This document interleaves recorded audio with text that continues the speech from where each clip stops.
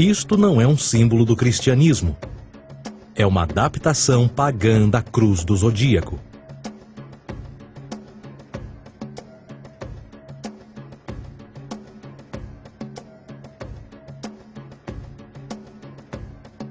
Esta é a razão pela qual Jesus, nas primeiras representações, era sempre mostrado com a sua cabeça na cruz.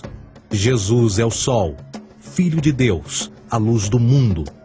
O Salvador a erguer-se, que renascerá, assim como o sol faz todas as manhãs. A glória de Deus que defende contra a força das trevas. Assim como renasce a cada manhã, e que pode ser visto através das nuvens, lá em cima nos céus, com a sua coroa de espinhos ou os raios de sol.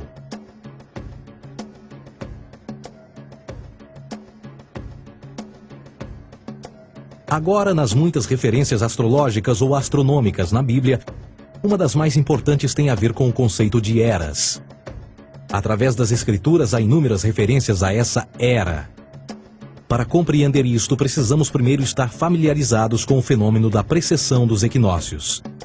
Os antigos egípcios, assim como outras culturas antes deles, reconheceram que aproximadamente de 2150 em 2150 anos, o nascer do Sol durante o equinócio de primavera ocorria num diferente signo do zodíaco. Isto tem a ver com a lenta oscilação angular que a Terra tem quando roda sobre o seu eixo.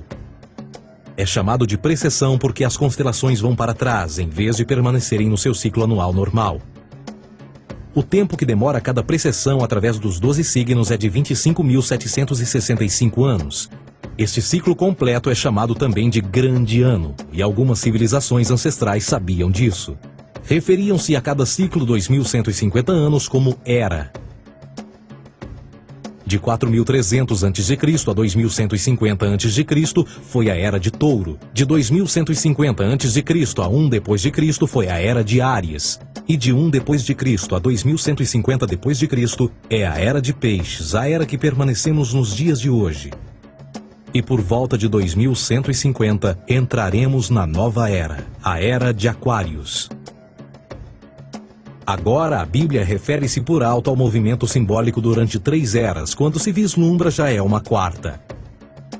No Velho Testamento, quando Moisés desce o Monte Sinai com os 10 mandamentos, ele está perturbado ao ver sua gente adorar um bezerro dourado. De fato, ele até partiu as pedras dos 10 mandamentos e disse a todos para se matarem uns aos outros para purgarem o mal. A maior parte dos estudiosos da Bíblia atribuem esta ira de Moisés ao fato de os israelitas estarem adorando a um falso ídolo ou algo semelhante. A realidade é que o bezerro dourado é o Taurus, touro. E Moisés representa a nova era de Áries. Esta é a razão pela qual os judeus ainda hoje assopram com o chifre do carneiro. Moisés representa a nova era de Áries.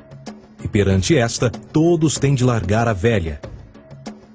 Outras divindades, tais como Mitra, marcam essa transição também. Um deus pré-cristão que mata o touro, na mesma linha simbólica. Agora Jesus é a figura portadora da era seguinte à de Áries, a Era de Peixes. O simbolismo de peixes é abundante no Novo Testamento, assim como Jesus alimenta 5.000 pessoas com pão e 2 peixes. No início do seu ministério, enquanto caminhava ao longo da Galileia, conhece 2 pescadores que o seguem. Agora reflita se voltar a ver um adesivo em formato de peixe escrito Jesus na traseira dos carros. Poucos sabem o que aquilo no fundo representa. É um simbolismo astrológico pagão para o reinado do Sol durante a Era de Peixes. Jesus assumiu também que a data do seu nascimento é também a data do início desta era. Em Lucas 22:10, quando Jesus é questionado se a próxima passagem será depois de ele ir embora, Jesus responde: Eis que quando entrardes na cidade, encontrareis um homem levando um cântaro de água. Segui-o até a casa em que ele entrar. Esta escritura é de longe a mais reveladora de todas as referências astrológicas. O homem que leva um cântaro de água é Aquários, o portador de água, que é sempre representado com um homem despejando uma porção de água. Ele representa a era depois de Peixes, e quando o Sol, Filho de Deus, sair da era de Peixes, Jesus, entrará na casa de Aquários, e Aquário é antes de Peixes na precessão dos equinócios. Tudo o que Jesus diz é que depois da era de peixes chegará a era de aquário.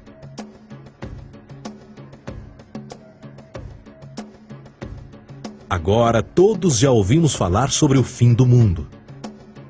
Deixando à parte o lado cartunista no livro de Apocalipse, a espinha dorsal nesta ideia surge em Mateus 28:20, onde Jesus diz: Eu estarei convosco até o fim do mundo, dos séculos em português. Contudo, na tradução inglesa da Bíblia, a palavra mundo está mal traduzida. A palavra realmente usada era aion, que significa era. Eu estarei convosco até o fim da era, o que no fundo é verdade. Jesus, como personificação solar de peixes, irá acabar quando o Sol entrar na era de aquário. Este conceito de fim dos tempos e do fim do mundo é uma má interpretação desta alegoria astrológica. Vamos dizer que aproximadamente 100 milhões de brasileiros acreditam que o fim do mundo está próximo. Além disso, o personagem de Jesus, literalmente e astrologicamente um híbrido, só demonstra o quão plágio do deus Sol Horus do Egito, Jesus é. Por exemplo, inscrito há 3.500 anos atrás, nas paredes do templo de Luxor, no Egito, estão imagens da Enunciação, da Imaculada Concepção, do nascimento e da adoração a Horus. As imagens começam com o anúncio à Virgem Ísis de que ela irá gerar Horus, que Nefe, o Espírito Santo, irá engravidar a Virgem, e depois o parto e a adoração, e que é não mais do que o milagre da concepção de Jesus.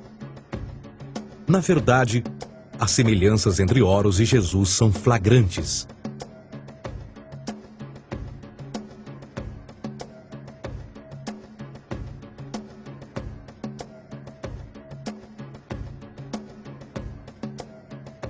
E o plágio continua.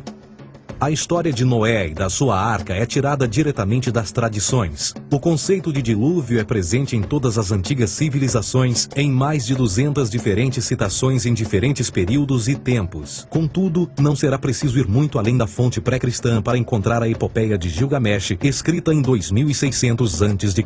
Esta história fala sobre grandes inundações ordenadas por Deus, uma arca com animais salvos e até mesmo o libertário retornar da pomba, entram em concordância com a história bíblica, entre muitas outras semelhanças. E depois há a história plagiada de Moisés. Sobre o nascimento de Moisés, disse que ele foi colocado numa cesta de cana e lançado ao rio para evitar um infanticídio. Ele foi mais tarde salvo pela filha de um rei e criado por ela como um príncipe. Esta história do bebê numa cesta foi retirada do mito de Sargão de Acade por volta de 2250 a.C. Depois de nascer, Sargão foi posto numa cesta de rede para evitar um infanticídio e lançado ao rio. Foi depois salvo e criado por Aqui, uma esposa da realeza Acádia. Além disso, Moisés é conhecido como legislador, portador dos 10 mandamentos e da lei mosaica. Contudo, a ideia de a lei ser passada de um deus para um profeta numa montanha é também antiga. Moisés é somente um legislador numa longa linha de legisladores na história mitológica. Na Índia, Manou foi o grande legislador. Na ilha de Creta, Minos ascendeu ao monte Ida, onde Zeus lhe deu as leis sagradas. Enquanto que no Egito, Moisés tinha nas suas pedras tudo o que Deus lhe disse. E no que diz respeito a estes 10 mandamentos, foram retiradas a papel químico do feitiço 125 do Livro dos Mortos do Antigo Egito. O que é que o Livro dos Mortos dizia? Eu nunca roubei, tornou-se tu nunca roubarás. Eu nunca matei, tornou-se nunca matarás. Eu nunca menti, tornou-se nunca levantarás falsos testemunhos, e por aí adiante. A religião egípcia é, no fundo, a base fundamental para a teologia judaico-cristã.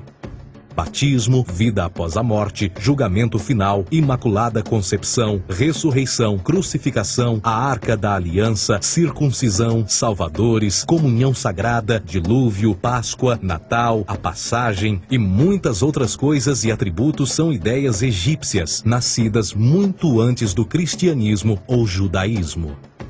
Justin Martyr, um dos primeiros historiadores e defensores cristãos, escreveu: